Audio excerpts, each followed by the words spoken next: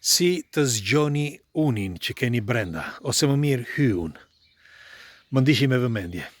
Kisha menduar që ta bëja këtë diskutim në një moment që ta arrinim për rreth 50.000 shok dhe shoqe këtu në këtë kanal. Dhe parafërsisht jemi, dhe do të dëshiroja që secili prej jush të mund të kuptoj esencën e këtij diskutimi që do bëj sot. Ju garantoj që është kaq i thjesht, por është edhe kompleks për ta kuptuar fillimisht, sepse për ta bluajtur është tepër e vështirë fillimisht. Por më vonë do ambientoheni duke parë dhe shikuar dhe disa herë këtë video, dhe jam i bindur që duke parë disa herë, diçka do të ndryshojë në ju.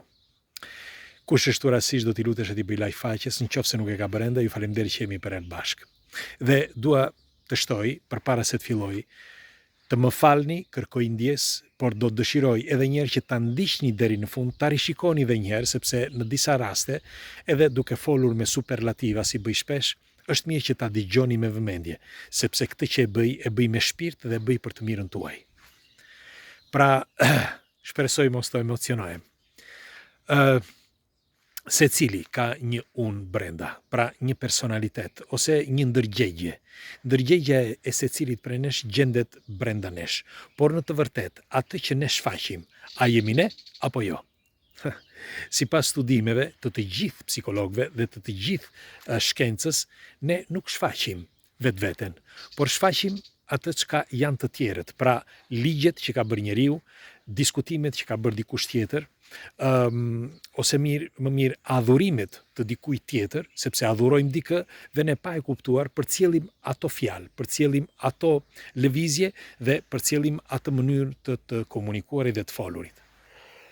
Të zgjosh unin që ke brenda fillon nga vetvetja.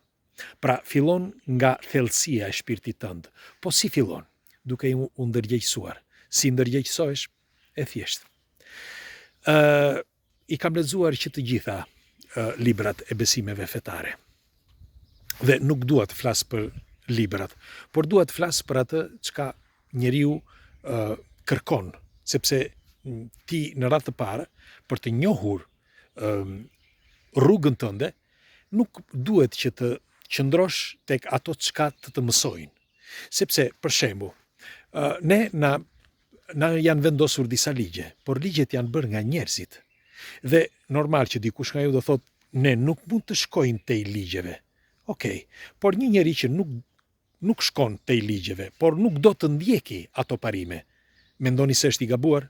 Nuk dua të ndjek ato parime, por jam plotësisht i sigurt që janë parime të tjera ose një forum tjetër. Dhe kjo nuk është, si mund ta themi, kundërvajtje, absolutisht jo. Por është thjesht një mendim alternativ. Pra duke filluar që nga ky moment ti bën mendimin alternativ, nga i moment fillon dhe ndryshon. Pra filloi ndryshimi. Dhe nga ky moment ti fillon dhe i sit të gjitha gjërat. Për shembull, në këtë rast, siç ju thash, lexon të gjitha besimet fetare dhe kupton që në të vërtetë Zoti nuk është atje në qiell. Zoti nuk është i atij që është musliman, apo atij që është i krishter, apo atij që është budist. Jo. Zoti është i të gjithëve. Për më tepër, Zoti nuk është atje në qiell si thon të gjithë, që është atje, sepse në të gjitha dogmat, në të gjitha doktrinat thuhet që është atje në qiell. Jo. Zoti është brenda meje, brenda kësaj bote. Gjendet në çdo cep që ne hedhim syt. Gjendet në çdo, edhe në një gjethe të vogël, në një grimës të kësaj gjethe të vogël. Gjendet në fijet e flokut, gjendet në sytë e mia. Gjendet në fjalët e mia, gjendet në dëgjimin tim, në perceptimin tim, gjendet në zemrën time, gjendet në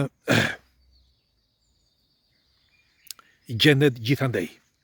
Dhe unë nuk kam pse dëgjoj një dikë që predikon besimet fetare, kur unë jam njësoj si ai dhe ai është njësoj si unë.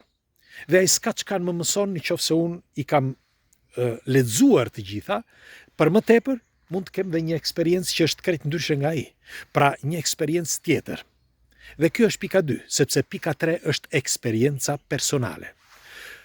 Nëse unë kam një eksperiencë personale, askush tjetër nuk e ka atë eksperiencë si që kam unë.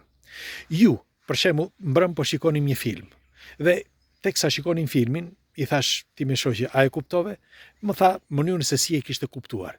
Sepse ishte një film që ishte pak kompleks.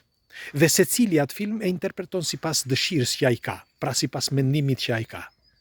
Dhe kjo varet jo vetëm nga ndërgjegja, por varet edhe nga inteligjenca, varet edhe nga informacionet që ke, varet edhe nga statusi emotiv që ti gjendesh në atë moment, pra varet nga shumë faktor.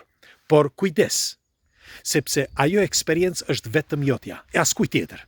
Dhe askush nuk mund të ta rrëmbej atë pjesë dhe askush nuk mund të ta ndryshoj atë pjesë. S'ka shans që të ta ndryshoj.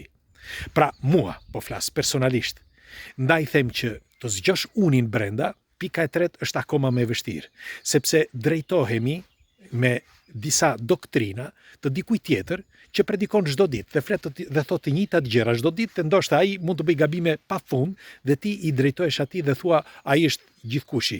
Jo. Sepse Zoti është i të gjithëve. Zoti është brenda meje, Zoti është kudo, nuk është as në qiell as atje, por është kudo, gjithandej.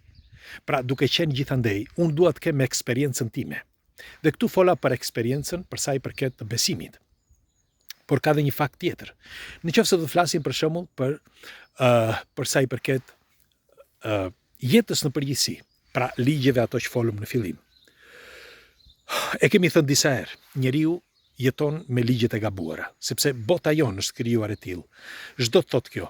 Do të thotë që ne kur kemi filluar që të numërojmë ligjet, që në momenti që Hammurabi, pra 6000 vite më parë, Sumerët krijuan 33 ligjet e para, që atëherë ne filluam që të bënim ligje. Dhe çdo herë që ecim përpara, ndryshojmë ligjet sepse e kemi bërë gabuar atë ligjin e mëparshëm. Pra ligjet tona janë për herë të gabuara dhe ecim. Dakord që ky quhet zhvillim. Okej. Por atëherë ti mos ji kaq ekstremist në ligjet që ti bën. Pra sepse duke ti në qoftë se do ta pranosh që ky është evoluim, atëherë duhet të pranosh që ligjet janë ekstreme. Sepse ligjet, siç ju thash, e ka bërë njeriu, nuk i ka bërë Zoti. Zoti ka bërë ligjet tjera. Pra, duke filluar nga këtu, ti kupton që nëse ti jeton në botën e gabimeve, nga i moment do fillosh dhe do mendosh. Dhe nga momenti që ti mendon, si thoshte Cartesio, cogito ergo sum, ti nga i moment mendon me mendjen tënde. Pra, me atë që ti, me perceptimin që ti ke. Fillimisht mund ta kesh edhe gabim, sepse normal, je vetëm, askush nuk mund të të gjykoj, ashtu siç isha unë, në fillim, vetëm. Dhe bëra 1 vit e gjysmë, po, 1 vit e gjysmë, thosha, wow, pse unë? Dhe u thinja për një kohë të shkurtër, sepse kur ndodh diçka që është tej perceptimit tënd dhe tej atyre dogmave ose atyre diktimeve që të kanë bërë gjatë jetës tënde, ose që ti ke lexuar, ty të kanë mbyllur shikimin që të shikosh larg dhe ti shikon afër. Nuk mund të shikosh tej atij gardhi. Dhe kjo të bën që ti në një moment, nëse të ndodh diçka që është tej jetë krejt jo normale, ti mund të çmendesh. Dhe nuk e di pse nuk u çmenda. Nuk e di. Por u thinja.